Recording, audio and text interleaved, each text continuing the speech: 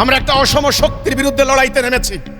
আমাদের কিচ্ছু নাই, আমাদের ওদের মতো কোনো মারণাস্ত্র নাই, ওদের মতো ট্রিলিয়ন ট্রিলিয়ন ডলার আমাদের নাই, আমাদের কোনো লক্ষ লক্ষ সেনাবাহিনী নাই, আমাদের কোনো প্রযুক্তি নাই।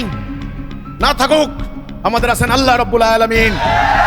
আমরা তার উপরে ভরসা করেছি, আমরা তার উপরে আস্থা রাখতে চাই, বিশ্বাস রাখতে চাই। তিনি প্রমাণ দিয়েছেন, তিনি বলেছেন আমার ওয়াদা হক সত্য, ওয়াদা রক্ষায় আমি সত্যবাদী। তিনি ওয়াদা করেছেন উম্মত মুহাম্মদের সাথে। সেই উম্মত মুহাম্মদী জ্ঞানে বিজ্ঞানে আপনারা জানেন দুনিয়াতে শ্রেষ্ঠত্বের আসনে আসীন হয়েছিল, অথচ তাদের কোনো সংখ্যা তেমন ছিল না।